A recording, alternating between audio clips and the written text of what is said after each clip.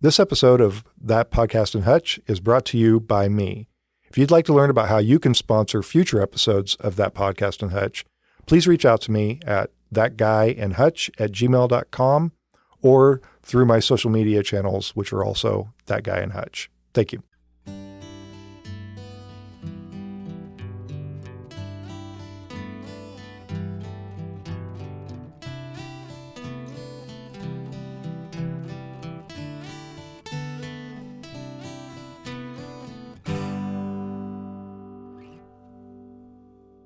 Hey everyone, this is That Guy in Hutch, Jason Probst, and you're listening to That Podcast in Hutch. For this episode, I brought in my friends Emily and Will Ptacek, and it's a little bit of a sensitive subject because Emily was in an accident and suffered a traumatic brain injury, and her and Will wanted to come in and talk about that, partly because in the absence of a support group here for people who have had traumatic brain injuries, Emily and Will kind of set one up, which is one of the things I love is that when there's a problem that needs to be solved and there's not a solution already made, I love it, Christopher, when people come in and solve problems on their own. And I thought that was a pretty remarkable part of this story. Absolutely. And it was such a great story. Emily became a friend of mine about 6 months ago. To hear more of her story has been fantastic. To hear the way that the way she put it, I think she specifically said she didn't do this out of the goodness of her heart. She did it because it needed to be done. Yeah. It was just a very honest look at this, that it wasn't, she needed a support group. It was part of what her physicians were saying would be helpful for her. And there wasn't one in town. So she made one. And, and also in this, there were a couple of things that stood out to me. One is this kind of inside humor about people with traumatic brain injuries, because there's a lot of forgetfulness. There's a lot of hard time tracking things. And I thought it was really endearing to me that there's kind of this inside joke amongst people with brain injuries. And we see that throughout this episode. We see there is some of the forgetfulness and some of the sidetracking and some of that we see throughout this episode. But Emily and Will both handle it with such grace and roll with it. And it became a really fun episode to do. It was, obviously there's the hardship involved in it, but Emily and Will brought their own, who they are to the table fully in a way that, and just them together.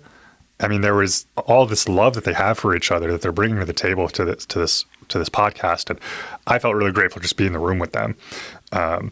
And seeing how much they care about each other and how much they care about this subject and bringing awareness to traumatic brain injuries. Yeah, I'm glad you brought that up, because that was one of the things, and I hope that all of you hear it through this episode the same way that we heard it and saw it in the room.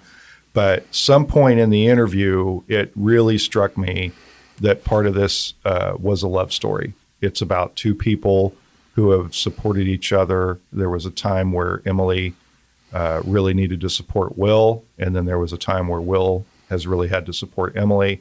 And when you see them in the room, there's just some gentle, loving guidance between the two of them. It was just so much love in the room, and I hope that comes through in this podcast, because that's one of the real important parts of this episode, I think, is that from a tragedy, there's still love and compassion and hope and help. And that really is at the center of what Will and Emily do here. Absolutely. And then just before we roll into the episode, I wanted to add an editor's note that this episode does have some profanity in it. So if you are listening with children, maybe not the episode for them, depending on how you handle that with your children.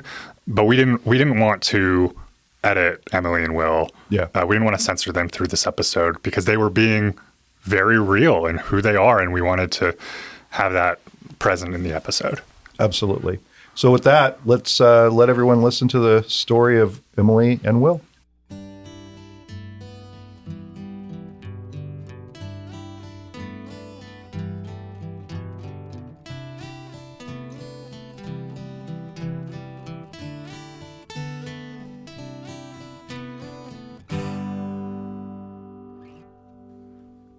Well, I have in the studio with me today Emily and Will Ptacek.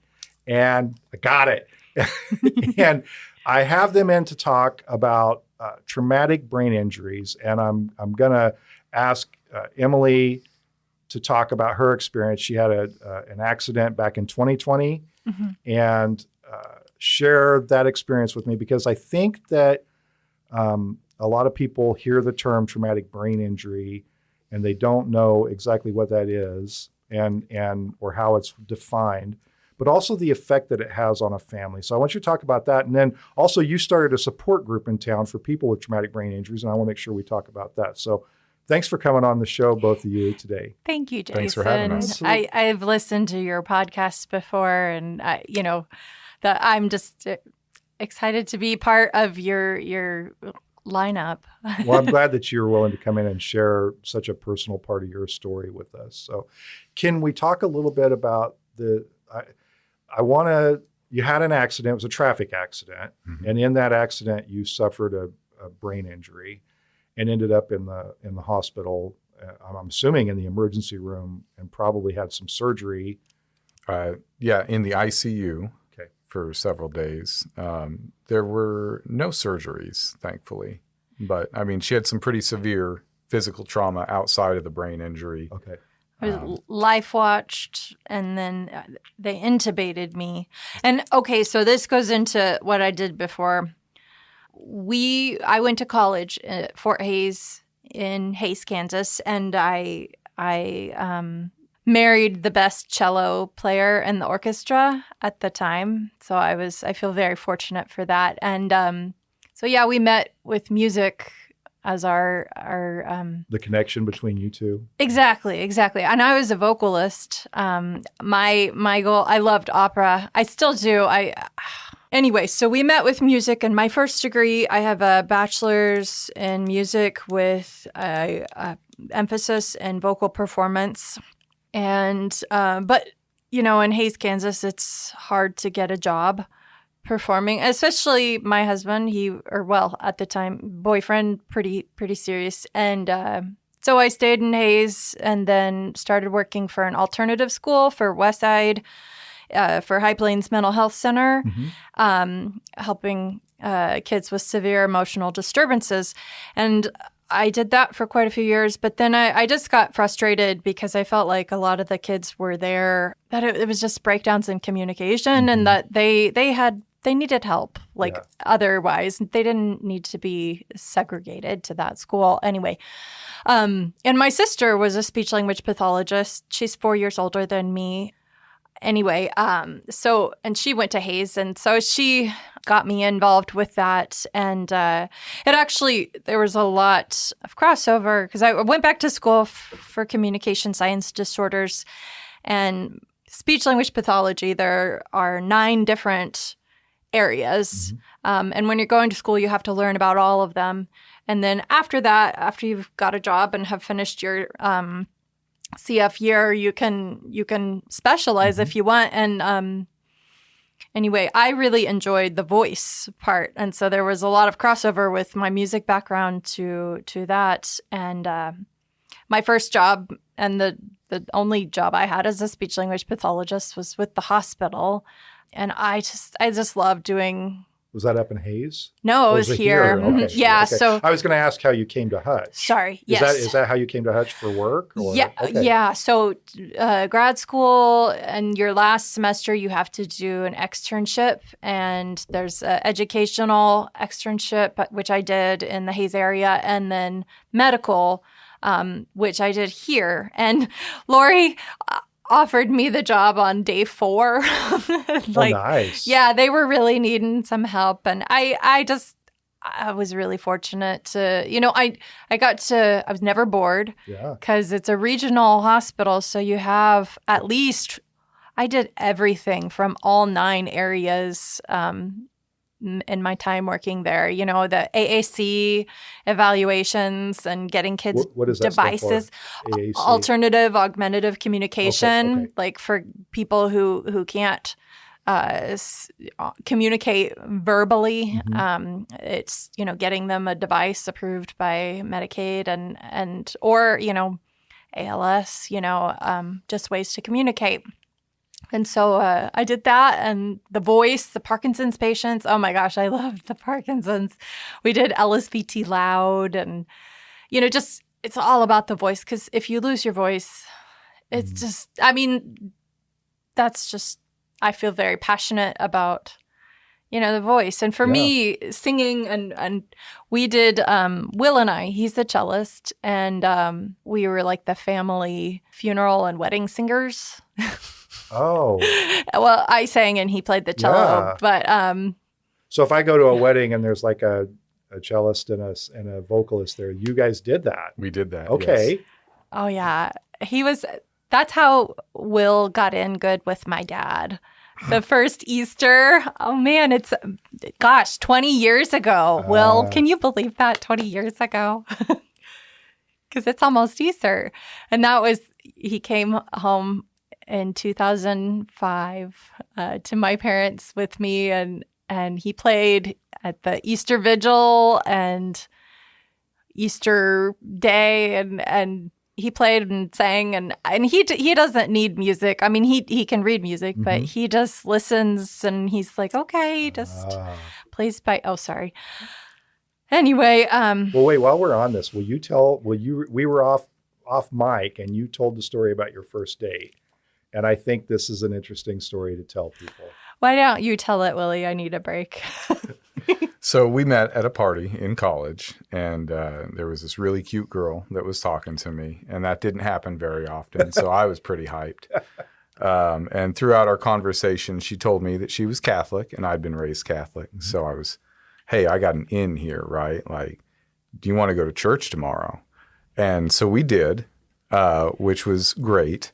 Unfortunately, I didn't think ahead. My parents were attending the same church. They saw us out there and thought, oh my gosh, Will's got a girlfriend, not knowing that this was 12 hours after we'd met. Yeah. And so they invited us over for lunch, and it was like a Seinfeld episode, my anxiety. Probably through the roof, right? Oh my gosh. But, were there all the questions about, like, how'd you meet? How long you been dating? You're like, 12 hours now. All that kind of stuff, right? And but it went well. And, it was a cute experience, and we've been together ever since. So thanks for sharing that story. There might be a couple more I'll hit you up for in there too. But so you worked here as a speech pathologist at the hospital, and that sounds like that was a lot really fulfilling work for you. Yeah.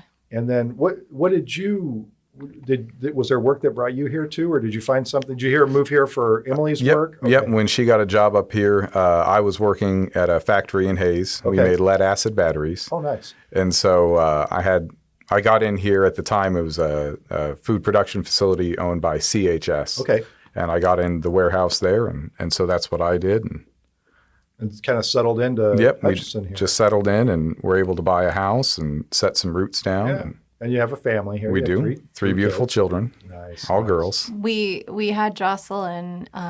It was, so I had finals, and then some of my teachers had me take finals early, which was good because then she was born and then I was done.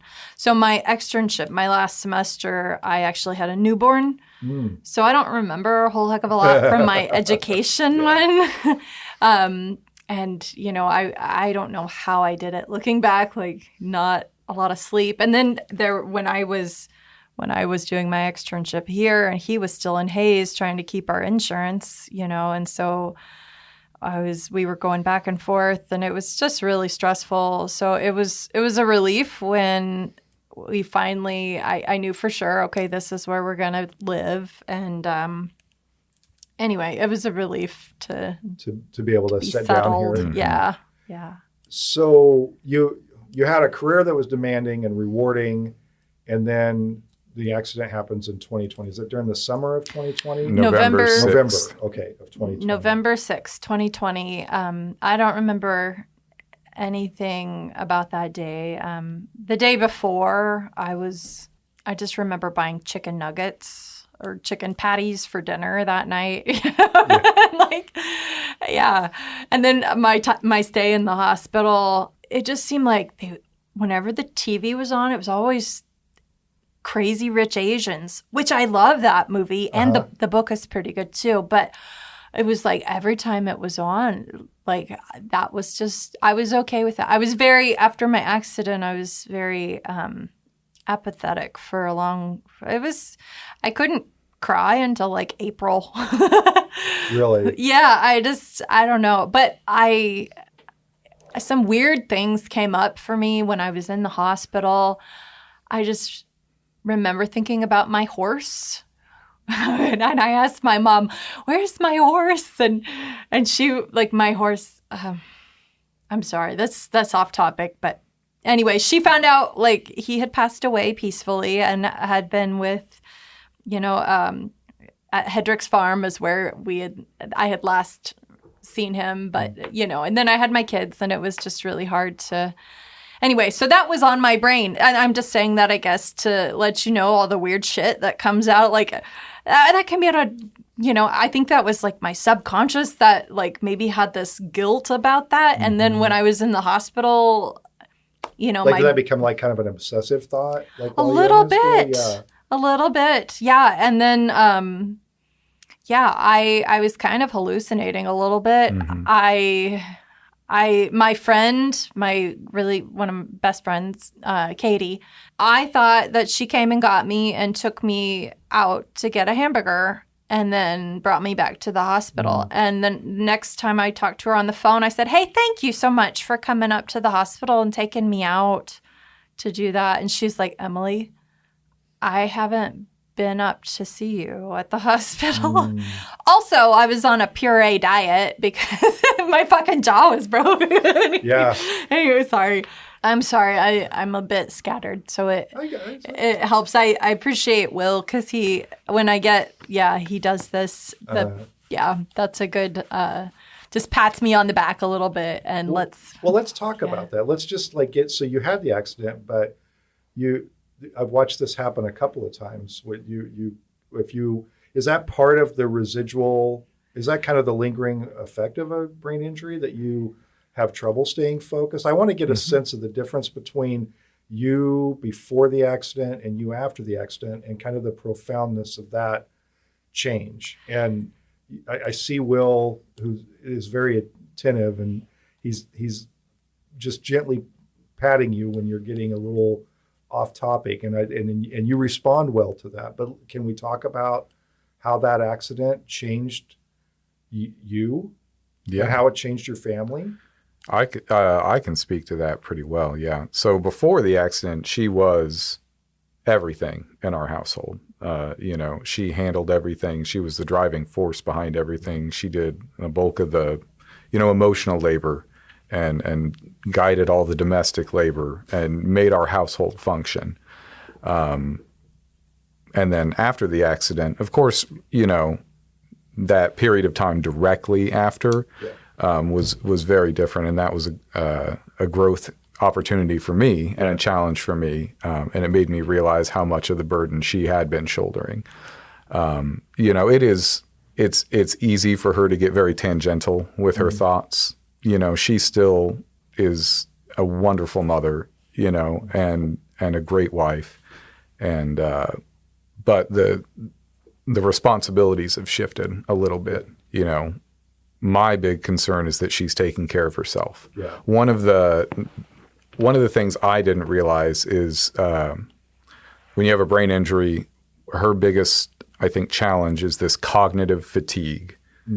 I don't think we realize how much information our brain is processing at all times. And, for that first year, we'd go to Wichita, and just the drive there would suck the energy out of her. And, you can read up about how many different things your brain is processing when you're driving 70, 75 miles an hour, right? And a healthy, normal brain processes it and filters things away that you don't need. But I think for her, it's a lot all at once. And if she doesn't take the time to take care of herself, her brain will tell her it's time to rest now. And that can present as slurring of words, balance issues, and just extreme fatigue. And so those are kind of the day-to-day challenges, and it's different every day. There's a cumulative effect if she's done a lot for 2 or 3 days in a row, her body might just shut down and say, you need to rest. And that can happen at any time, like in the middle of dinner, and so it's time for bed. And when it happens, it just has to be dealt with. Yeah, it just has to be dealt with, and there's you can't push your brain past that limit. Yeah. And so I think every day is kind of a new adventure in figuring out what are your limitations for that day. Yeah, for that day. For that day, sometimes. It can change from day to day. And there must be some frustration in that, I imagine, in probably knowing what you were able to do before, but also knowing what you were able to do yesterday compared to today, right? Mm-hmm. Yeah. This is something I'd never considered before. You say it now, I kind of can think that through, but I never considered the cognitive fatigue of just living, right? Mm-hmm. I think that people talk about that a lot more openly with other forms of chronic illness. About that, that people in the chronic illness world know about the concept of the spoon theory. I don't need to get into that, but talking about how many spoons you have, and spoons represent your energy. Every task, getting up out of bed, putting your pants on in the morning, that takes a spoon. Getting dressed takes a spoon. Making yourself breakfast takes a spoon. Getting in your car and driving to wherever you have to go that day takes a spoon. And when you run out of spoons, you run out of spoons, and there's nothing you can do to get more. And different people have different amounts, and different people, it changes from day to day what you have and what you're capable of having. And if you do put yourself into a deficit, that deficit it's not like it's like sleep deprivation. If you skip a night of sleep, you don't make it up by just sleeping more the next day. Mm-hmm. You're affected by it for days and days and days. Yeah. But I think that we talk about that more often, particularly with visible chronic illness. We don't talk about it, and I'm very passionate about chronic illness myself. I have Marfan syndrome, and it's something that's very important to me, and we don't talk about it with invisible chronic illness, or traumatic brain injuries, and we think about physical fatigue, and we don't often think about that mental fatigue that goes, that's, we think, oh, like, what have you done today? You haven't ran up a mountain today. You haven't ran a marathon. Why are you tired? No, it's because your brain is like the most calorie consuming organ in your body. Mm-hmm. I have an anecdote for that, actually. Another one of her friends that she graduated with got married, and Emily was in the wedding party. And I was kind of concerned heading up to that, because that's a big day, right? So you left the house, I believe, at 6:45 in the morning. Hair, makeup, pictures, the whole 9 yards. The wedding was about, 5 in the evening. Yeah. We get through the wedding. We go up to the venue. The music is loud. We're very close to the speakers. I'm at a table with a bunch of other professionals. They're all speech therapists, neurologists, because that's the profession she's in. At one point, they asked me, has she had too much to drink? Because vestibular issues, your balance gets off, you're slurring your speech. And I said, no, she did have a traumatic brain injury. And it was crazy because you could see all of their minds switch into professional mode. And they were like, oh, how severe was the injury? How long was she unconscious? They were curious then professionally about that. But because it's an invisible, you can't, there's no sign that says I have a traumatic brain injury. So when you see the symptoms of that, or the manifestation of that, it looks like something, or we tend to attach it to something we're familiar with. So we're at a wedding, right? You think, oh, she's had a little bit too much to drink today. And it's like, actually... No, she's had exactly 0 drinks today. She's just had too much today. Right. Yes. Too much, period. Exactly. Of living. Is this part of the reason you wanted to start the support group? Yeah, that you asked that question first. Depression has been a huge part of this. ADHD, anxiety as well. And so I was speaking over Zoom with a therapist, and they recommended that I go to a support group. And okay, that's great, but the nearest support group was in Wichita, which at the time they hadn't been meeting. It was post-COVID or during COVID, I guess. Yeah. And then the only other close one, available one, was in Kansas City over Zoom. And it was at like 7 o'clock on Thursday evenings. I didn't, like, that's not a good time for me. Yeah. I go to bed early. Yeah. I can't really, anyway. So it was more out of, okay, I'll do what you say. Yeah.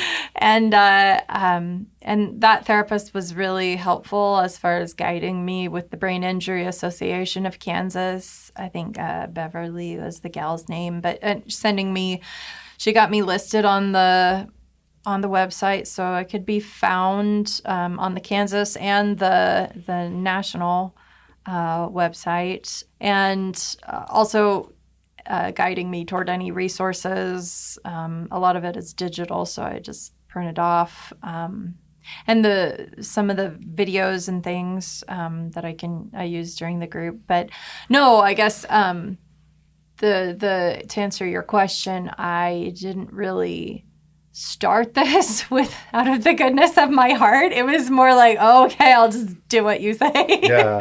And there wasn't one available, so you started one to make it available. And, I had been a speech language pathologist, and for, a long time, I just thought that I was going to go back to that. And, I've got this degree. I still owe $45,000 on student loans. Yes, yeah. And I'm not working, and I'm in the process of applying for disability. And anyway, that's a.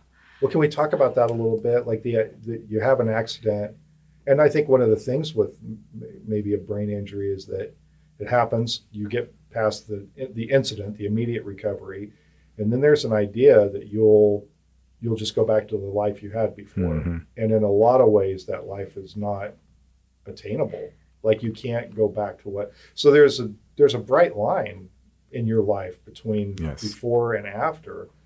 And so can you talk about, like, there was a period of time where you thought, well, we'll just go back to normal. Yeah. But normal's new now. Right. Yeah, I remember being in the hospital. This was at Wesley. I was out of ICU. I don't remember any of that, but I was. They were like, okay, we're going to get you up to walk. And I was like, I don't need a gait belt. And in my head, I'm thinking, okay, I'm going to show them. I'm going to just run to the door, and they're going to be like, what? But I stood up, and it was a good thing I had that gait belt on. And anyway, yeah, it took a long time. I see it as like my brain was going in a direction. And on the day of the accident, I was in work mode. I was going. And then the accident happened, and it was like my body got stopped. But my brain, even though it was injured, it kept going. And it took a long time, before I realized, that. And when I worked with patients who had traumatic brain injuries, and that was always an issue or commonality, I guess, the lack of insight. Mm-hmm. And so I think being a speech language pathologist myself, it was a blessing and a curse, because I knew exactly what they were looking for. Those therapists, I knew what they were asked. I knew the reason behind that question, and I knew that they were watching me and like how steady my gaze was, and like my speech. Yeah. And I knew some of the tests, they had to change, because I knew I could list, all the things from the tests, and I knew what they were asking. And so anyway, that was a problem, sort of. And but yeah, there has been an acclimation period, And we're still acclimating. And I think that'll be an ongoing process, but she was so driven before the accident that, I remember being in the hospital and she was talking to the nurse. She's like, so 2 weeks and I'll be back to work? Yeah. And she was like, well, we'll just see. And she's like, you're not thinking a full month, are you? And the nurse kind of gives me a look and she's like, we'll just see. And this was before she'd gone to Madonna, to the rehab hospital. But she was able to channel that energy into a positive way because she had a pretty severe brain injury and she worked exceedingly hard to get to the point where she's at today. And I know she still gets frustrated with herself, but where she came from to where she is night and day. And you don't want to place limitations on someone, but you do want to have realistic expectations for what you can accomplish. And I do think that her passion drove her to get to where she's at today, and now it's channeled into helping other people and creating the support group, if for no other reason, to people can come and realize they're not alone. And that, life does go on and it can still be a beautiful, wonderful experience, even though it's not what you originally thought it was going to be. That was really good, Will. You that really was great. Tied that up. You got us back on track there. Isn't he awesome? Oh, he is. Yes, and you are too. Oh. You had to go to Madonna. Did you? I want to make sure I get a picture of the severity of. Were you learning like motor skills over again at Madonna? Yeah.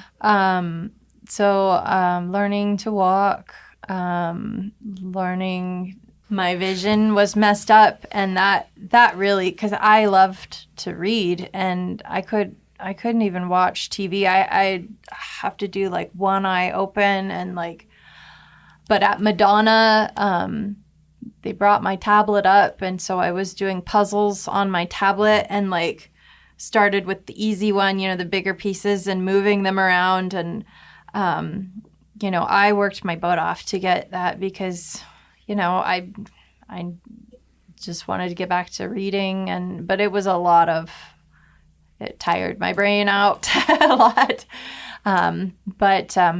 You had vision therapy, vestibular therapy, speech therapy, occupational therapy, physical therapy. Wow. Everything under the sun. Yeah. They didn't give her much of a break. Yeah. It was pretty tough. How long in Madonna? 3 weeks. Okay. So we were pretty fortunate in that instance. Yeah. But she couldn't walk 50 feet at the beginning of this period of time. Well, they wouldn't, I had to have somebody with me and a gait belt and, because I looked pretty unsteady, I guess. And anyway, so Madonna was good. It was really helpful.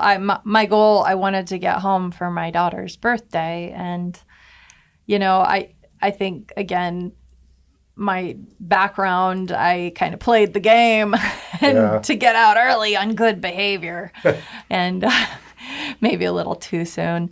But got home for her birthday and my in-laws they're awesome. They had, the people that put the sticks in your yard that spell things. Uh-huh. And they had that welcome home. And that's the first time I mentioned my in-laws, but my mom, she was with me the whole time, and driving afterwards when I was at home, driving me back and forth to Wichita. I still am restricted with my driving. They won't let me drive outside of Hutchinson, so I need assistance with that.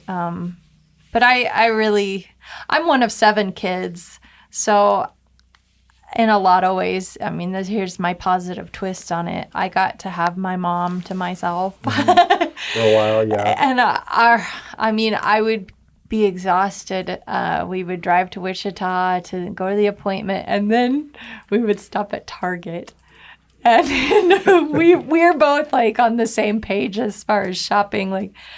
just like, oh, what's that? Oh, you know, don't rush each other. We just, you know. Just enjoy it. And yeah, exactly. And I don't think you would understand that quite as well as my mom. But that's okay. I have to say, shopping without knowing what I want is one of the things that will drain my energy.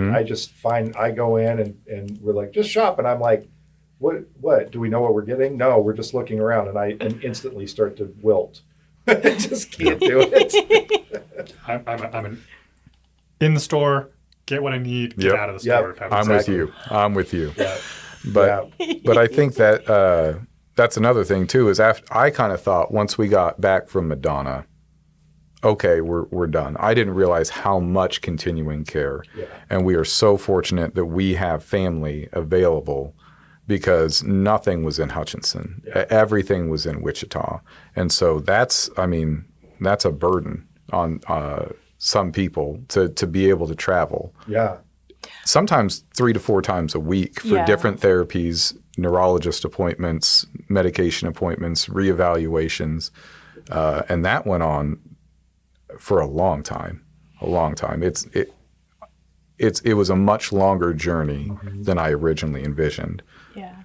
One of the therapies that I had was vestibular therapy. And when I was at Madonna, they touched on it a little bit, but it kind of got put aside because I had so many other things going on. But it was about a year, 2 years after my accident that they got me into this ENT in Lawrence. So that was a long drive. My parents, that's a funny story. Sorry.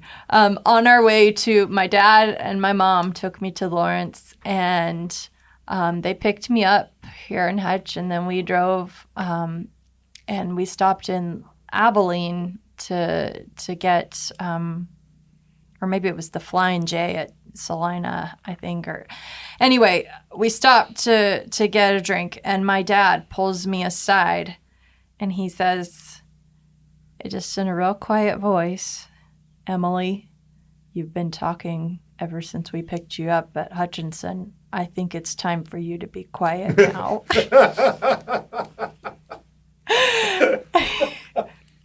So I appreciate his kindness with that. But he was right. Like I get in a car and it's like, okay. Yeah.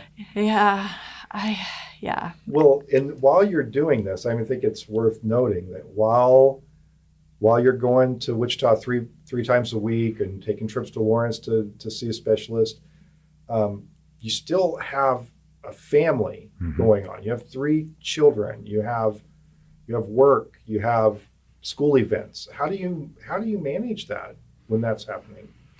That's got to be incredibly tough. I think so. At the time of my accident, Charlotte, our youngest, she was 3. Autumn was 5, and Jocelyn was 6. She turned 7 at Madonna when I got back. Anyway, Charlotte, I don't think remembers how I used to be before, which I'm okay with because I think I was a bit of a pill. Will says I was in charge of everything, but and I was, but I was just kind of like, okay, we're doing this, no discussion. But maybe now it's like I just don't. I care, but I just don't anymore. I don't know. That's not a good thing to say, I guess. I guess what I'm saying is that I don't give a fuck anymore. Like I'm just gonna do what I'm gonna do, and I'm sorry if I embarrass you. No, but I think the balance of what we're gonna do is it takes a lot of planning, right? So we have to know, and I have to know beforehand, and she has to know beforehand. What do we have to do today? Yeah. What do we have to do tomorrow? How are things going to go when you've got 3 kids, and we want them to be as active as they want to be. They do all dance, swim lessons, gymnastics, volleyball, Girl Scouts. Yeah. So it is a balance, and it takes a lot of work and a lot of effort and planning. So, if we have something going on in the afternoon, she's got to make sure that she can take care of herself during the day and rest enough, because she fades generally as the day goes on, as that cognitive fatigue sets in. So, I don't think it's really affected our kids at all. She's done a great job of making sure that she shows up, at least in terms of getting to see them do all the things that they do and attending all the events. She does all of that. She shows up for everything. But it is a balance. Yeah. Yeah. So I dropped the girls off at school that day on November 6th, 2020, and then they didn't see me until I got home. And so, that was traumatizing for them, especially Jocelyn and Autumn.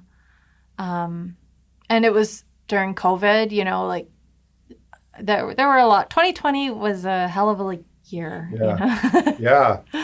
Well, yeah. So I'm an alcoholic in recovery. I went to rehab in March of 2020 at Valley Hope. Okay.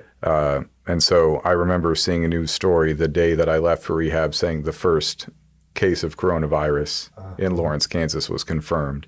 And within, a week they had locked down the treatment facility. And I moved directly into an Oxford house after that. Okay. We were trying to keep the community safe. And so they were locked down too. So, it was a very traumatic year for our kids, especially because one day dad's there, then he's not. Yeah. And then dad's living in an Oxford house for the next 7 months. And then one day mom's there and she's not. Yeah. And now dad's back home. And so just that chaos for those kids, and then not seeing her for almost a full month. It's been a process for them too. More so for our older two. They just have more. They were just a little older, right? Yeah, and the older ones have the more experience of what was versus what is now, right. And more ability to process. Right, and to just be aware that, things are very different now than they used to be. So our oldest two have done a lot of therapy and counseling, and they're really great communicators. Aren't you amazed sometimes at these younger kids and the level of emotional intelligence they have and the ability they have to communicate their feelings? Yes. Yeah, it's remarkable. I am continually impressed by my kids. They put me to shame from even in my 20s and 30s, right? Yeah. Their ability to emotionally process, communicate calmly. And so there are fully grown people who don't possess that ability that some of these kids have. Yes. And in some ways, Jocelyn, our oldest, sometimes she is like my parent.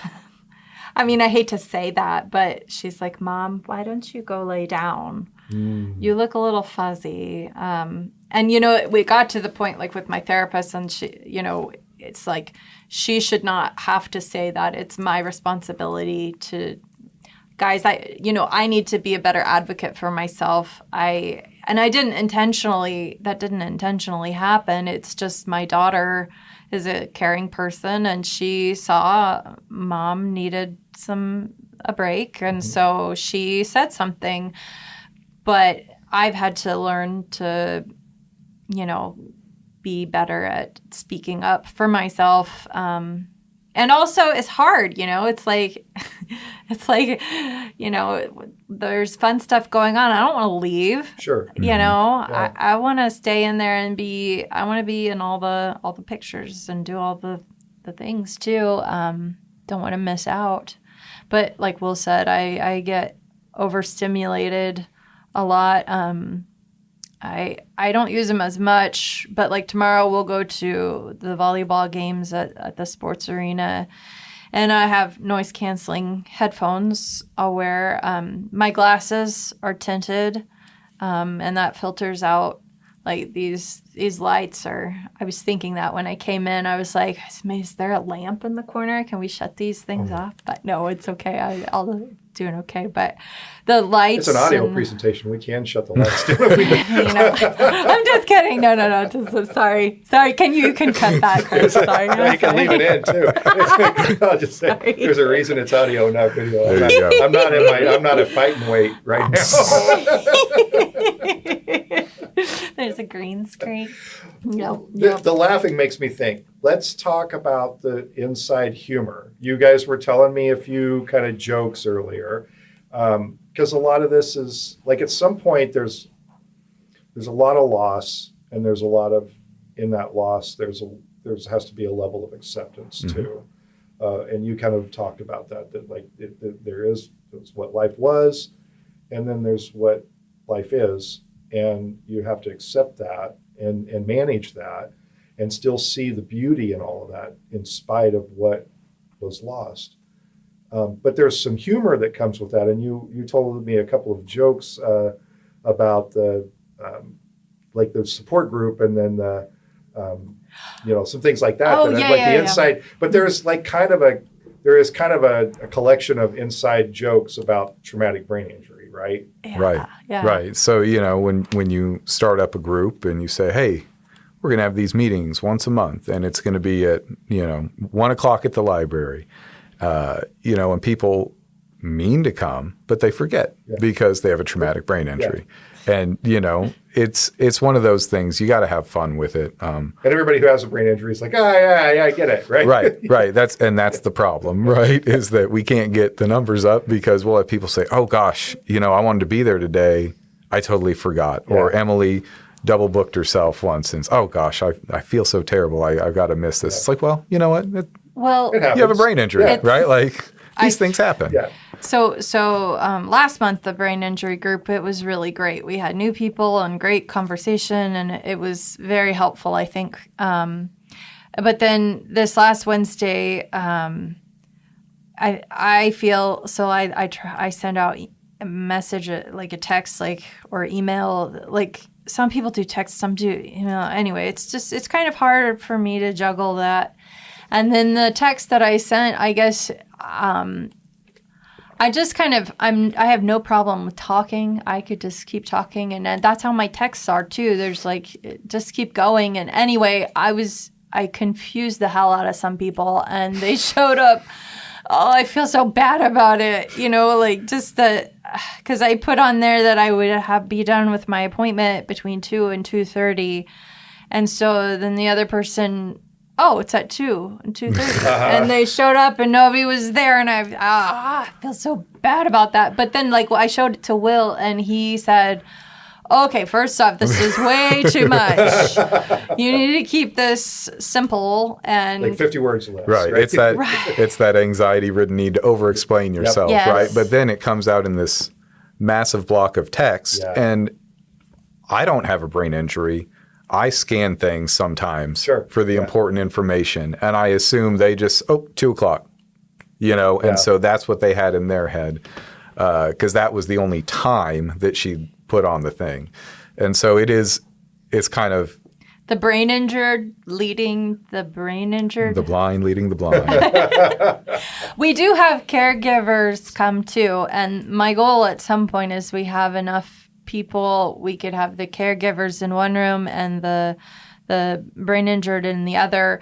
My mother-in-law, Monica, she and my father-in-law and my mom and my dad too, have been really helpful with this. But coming and I appreciate when they share, when my mom and Monica share things that I was there, but that's a totally different perspective from things, and I didn't realize that some of the things that happened affected them in such a way, and it's enlightening for me to see that, and hearing you say things, Will, every time there's I didn't realize that about at the wedding that all the people at the table thought I was drunk. I had no clue about that. This is the first I'm hearing of that. I've always been a lightweight. So here's another thing with a traumatic brain injury. That's not the first time I've told her that story. Yeah. You know? Oh. Yeah. But there's just the retention is lost, right? Right. Yeah. You know, because your brain has to decide what's important information and what's not important information. No, don't apologize. It's fine. I want to talk about this a little bit. You apologize a lot. Do you feel bad about that? I mean, you know you have this, but then you seem very apologetic about, there's a conflict in that, right? That you know that this is a consequence of, or consequence is the right word. This is an effect of the brain injury, but then you're also apologizing. Can you help me understand that a little bit? Yeah. So, the person I was before, I could figure it out myself. I mean, I didn't need to ask for help a lot. I mean, and I guess it's still hard for me to, I feel like I should be able to do all this stuff, and I feel like it's not true, but it's how it's just ingrained in me, is that my worth is determined by how much I accomplish during the day and how well I do things and how independent I am and how, and I try really hard to keep it together, but it takes a lot more work now than it did before. And, I think that's to my detriment too at times, where I just am still in that mindset, like I should be able to do this. It's like you said about the invisible illness. I mean, I worked with people like me before, and invisible illness, I was there. It's like once you know that's that you're just able to do it. But then when it's me, I feel I don't want to let my family down. I don't want to hold them back. Like Will talked about, sometimes when I overdo it and I crash is what I call it. It's like, I know that that's okay to crash, that it happens. The goal is to not get to that point. And I feel like now when I crash, he and my parents and his parents are just left to pick up the pieces, and that's very disruptive for all the people involved. But it's important to realize that you're not a burden, and I know that that's how you feel sometimes. And so a part of this journey is reframing that perception of what does a successful day look like, instead of how much can I do, how much can I accomplish, right? It's how well can I take care of myself. Yeah. And that's a hard step to take. Yeah. And especially in a culture that doesn't encourage that sort of We live in a hustle culture, right? Everyone's got to have a job and a side hustle, and your worth is really tied into your labor, right? And that's a big problem, especially when you can no longer produce any labor because you feel like you are a burden on society and to your family. And none of us feel that way. We're so grateful that she's here and that she is who she is, right? This could have gone much differently. Yeah. It was a pretty severe accident, right? So I'm lucky, blessed, grateful, whatever you want to call it, every day. Hashtag blessed. Hashtag blessed. That's another joke. But, I think that's probably the next step in the journey, is some acceptance into it's okay to not be the superwoman that we have. We all have a view in our heads of what we want to be, right? And so just reframing that perception and being okay with living a little slower paced life and knowing that we're not going to let you miss out on anything that's important, right? And life's great. And I think that's another thing that we always have to remind ourselves, is that I still have a lot of joy in my life. I'm happier now than I've ever been. And that's not in spite of Emily, right? It's because of Emily, and it's because of where she's at and the work that she's done. Yeah. Did the experience kind of force you to recalibrate and refocus on what actually matters in life? Absolutely. Yeah. Absolutely. I don't know that I would say that I was career driven before, but any overtime hours I could get, I would take, right? And so a big part of this for me too has been separating myself from that mindset and that thought process, and taking a job that allows me more time with my family, because that's what's important, right? Nobody's going to be on their deathbed, thinking, man, I'm so glad I put in those 60 hours a week for 35 years. And, they're going to remember the time you spent with the loved ones and the impact that you have on them. And that's something that can't be quantified, is your impact on the family in a positive way. When I was working, it was, 40 plus hours a week. I was trying to start a second Al-Anon group, since his recovery. And I'd been in Al-Anon since 2018. But I was just, I felt that there was another need. So that was another thing I was doing Thursday night before my accident. I had all 3 girls with me, and we went down to South Hutch to St. E's. We had the meeting at 5:30, and anyway, and then the chicken patties after that. But I was pretty involved in that. It was just go, go, go, go, go, and since it's changed, our kids, he changed jobs. He's working for the school district. Yep. Same schedule as the kids. So he takes them to school and he picks them up. If he has something going on, I can pick them up or do whatever. And then our girls do dance, and, we're running around for that. And then swimming lessons, that's been, I feel like swimming is a very important skill. But thinking about it before my accident, I don't know that we would have time to take our kids to do all these things, or to be. I ended up being a Girl Scout leader.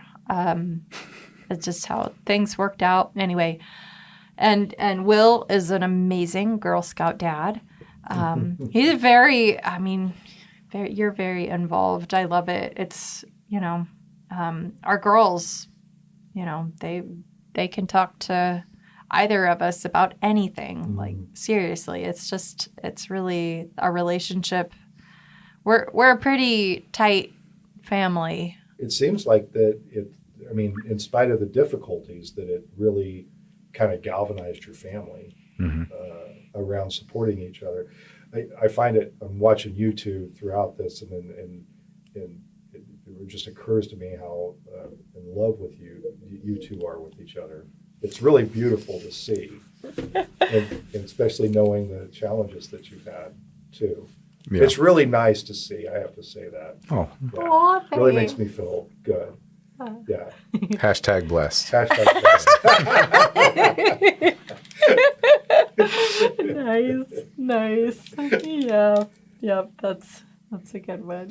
I want to make sure I get information in about the support group. Can you tell me where it is and when it is, and any information you want to say about the support group? Yeah. So we meet on the second Wednesday of every month at 1:00 p.m. at the library in the conference rooms. 4. Yeah. On the second floor. Okay. Yeah, the new conference rooms. They're really nice because they have like I can play a video or whatever on the screen so everybody can see, and then we can talk about it. And caregivers, by all means, like sometimes they're the drivers. They're the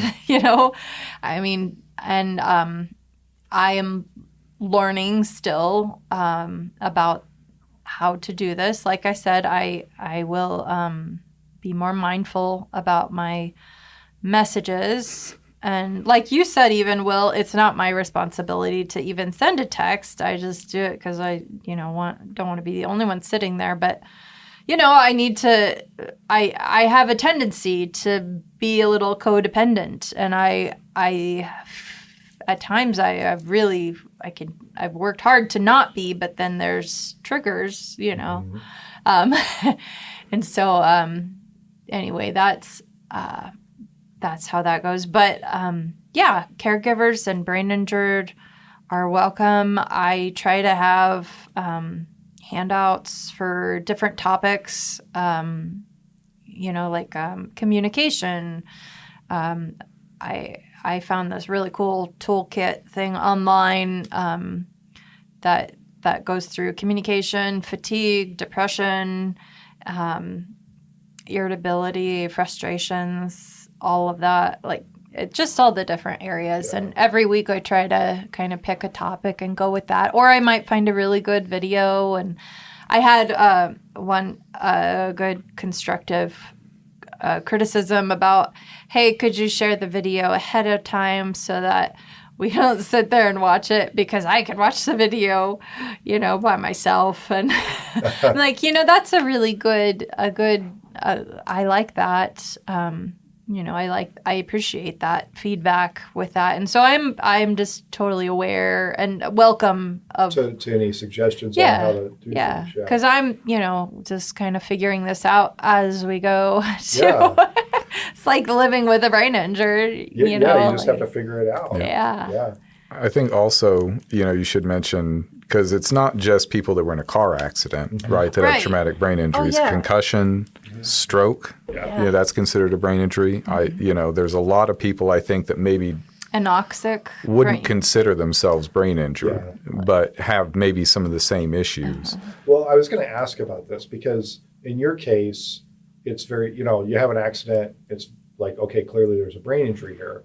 But sometimes those don't show up for a while, or sometimes you maybe don't see. Like, how does a person know?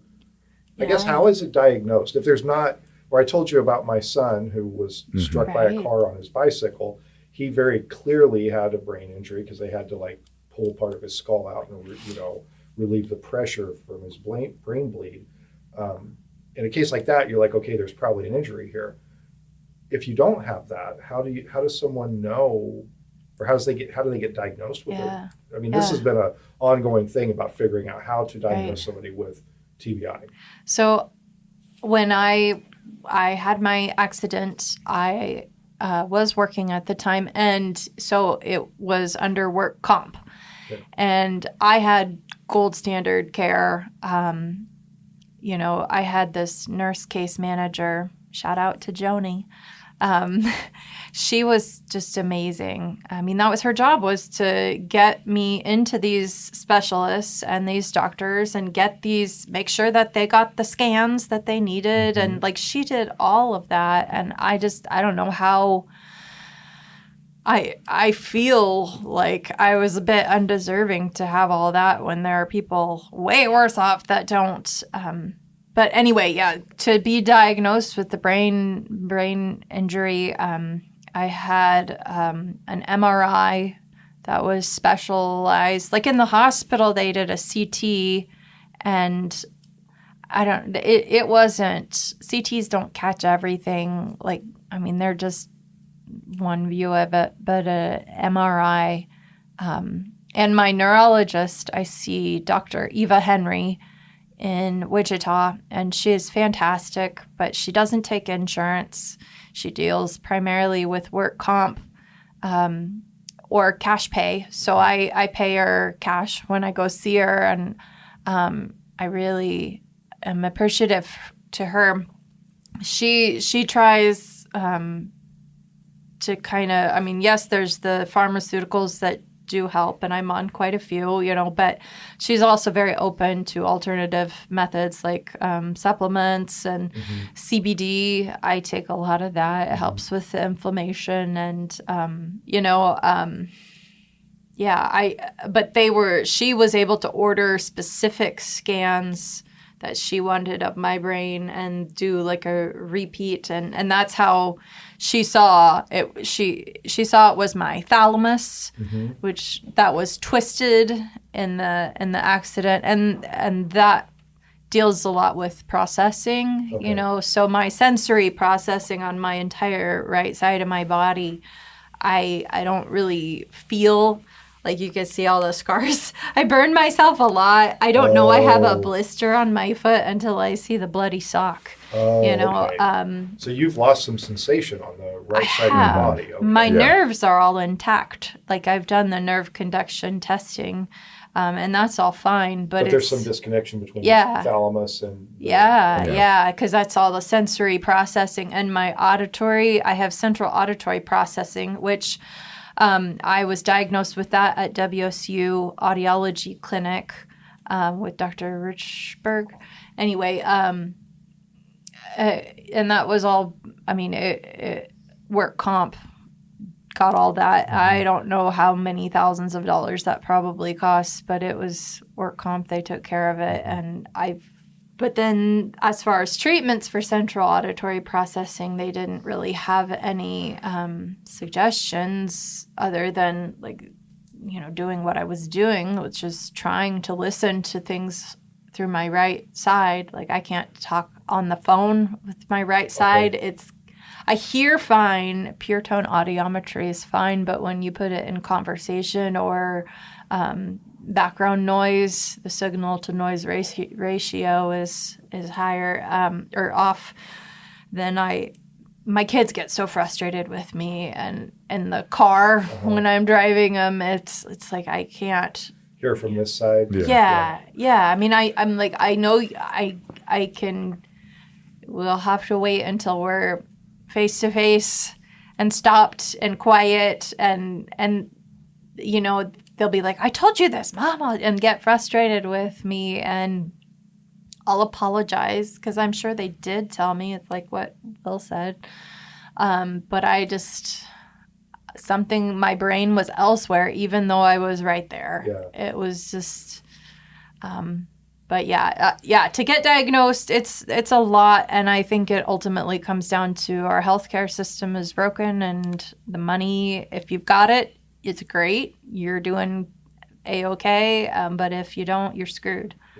Yeah. It's highly specified doctors that are doing this. So there is, an economic component to, I hate to use the term lucky enough because it was work comp. We were lucky enough that all of that was covered. Yeah. Right. And so I don't know that we would have had the resources otherwise to do that. So in that aspect, I guess we're fortunate. And we did receive great care. So they sent me back up to Madonna.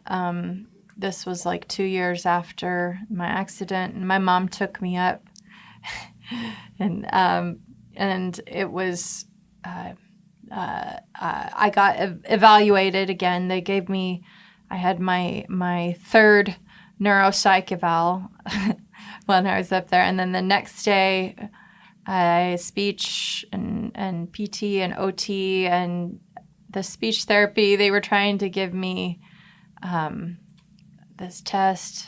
I can't remember the name of it, but I just started crying. I couldn't do it. And anyway, that was like, oh, okay, she needs some help here. And they were able, after that visit, they were able to set me up with a speech therapist over Zoom.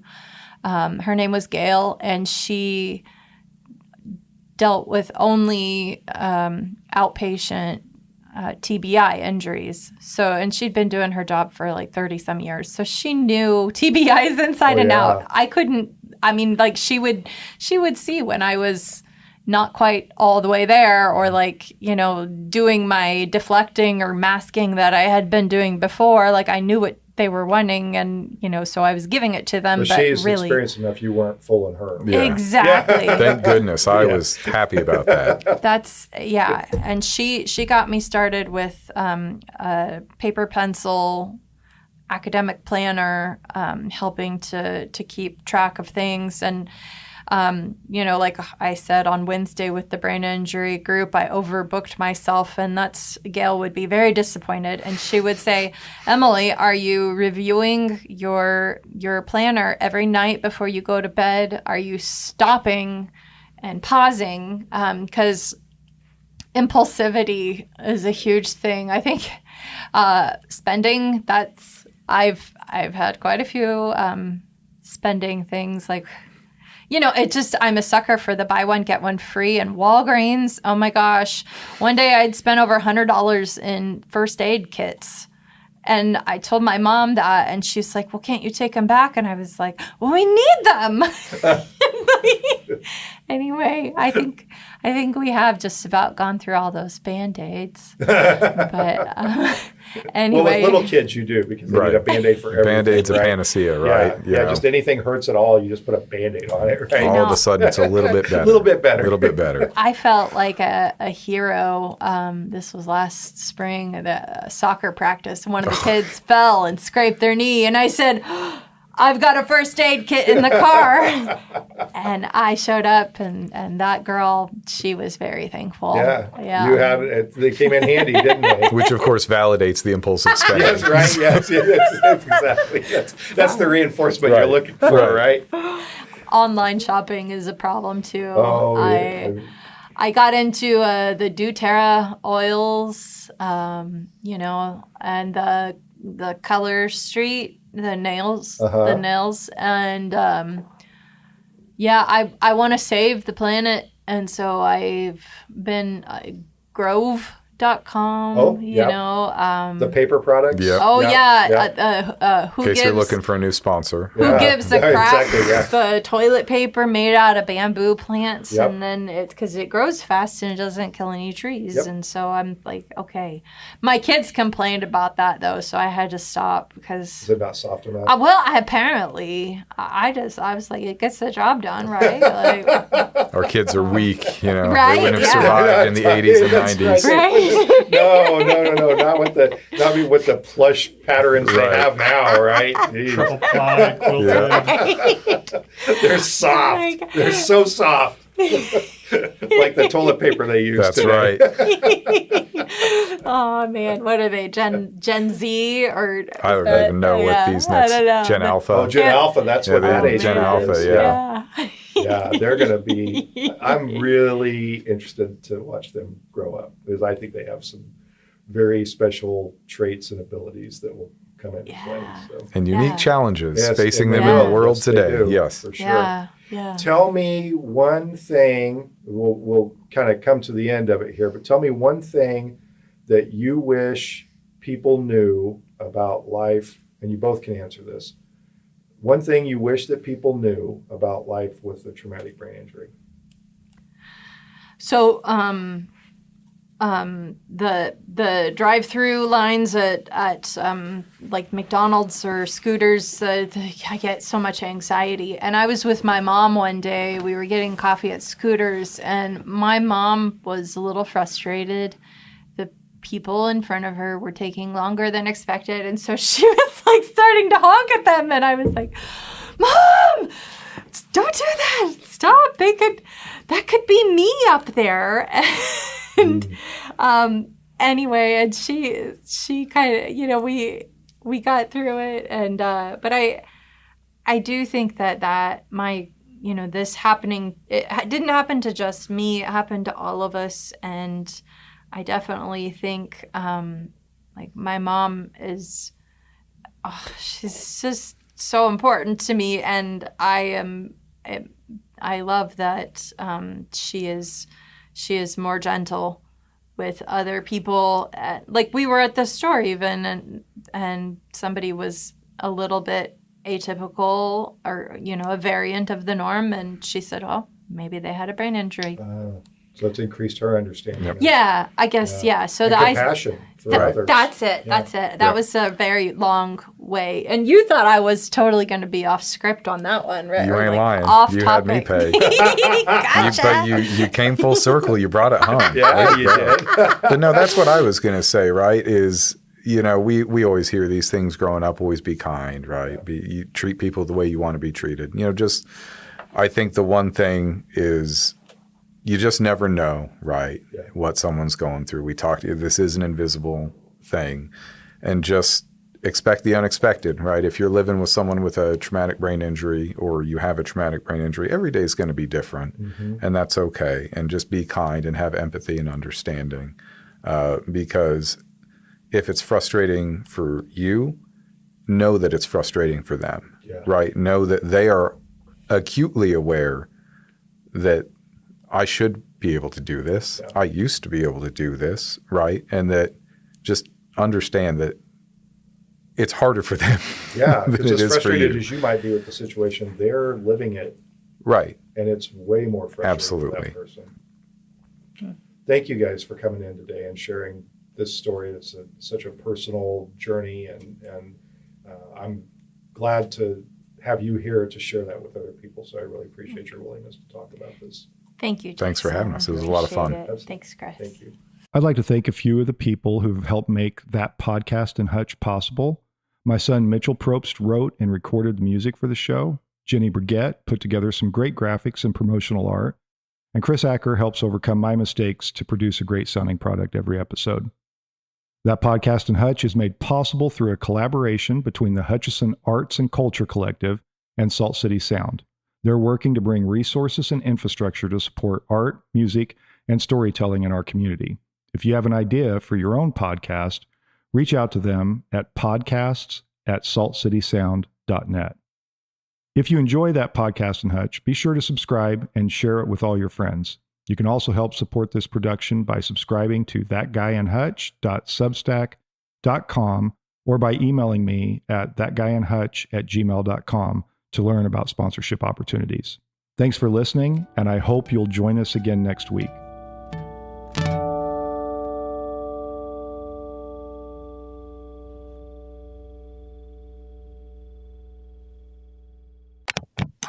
A Salt City Sound production.